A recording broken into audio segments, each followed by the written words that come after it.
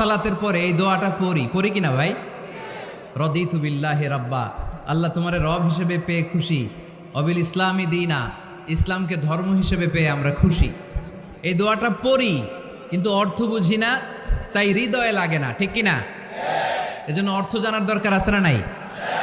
আমি সব সময় বলি প্রিয় ভাইয়েরা, কোরআনের অর্থ পড়ুন, মাতৃভাষায় কোরআনকে বুঝুন। এই যে মোবাইলের ভেতরে এখন অ্যাপস পাওয়া যায়, এটারে বলে স্মার্টফোন। কি ফোন? যারাই আপনি স্মার্ট হইতে চান, একটা স্মার্টফোন নিয়ে নেবেন, স্মার্ট হয়ে যাবেন। তো এটা আপনাকে স্মার্ট বানাবে, সব কিছু এটার ভেতরে থাকে, সব পাওয়া যায়। এখানে আপনি কোরআন নিয়ে পড়তে পারবেন কোরআনে আল্লাহ কি বলেছে। তো অর্থ পড়লে আপনার হৃদয়ে লাগবে। আমরা তারাবির নামাজ পড়ি 20 রাকাত, ঠিক কিনা? কত আযাবের আয়াত যায়, কত জান্নাতের সুন্দর বর্ণনা চলে যায়, কিন্তু যিনি পড়ায় উনিও কান্দে না।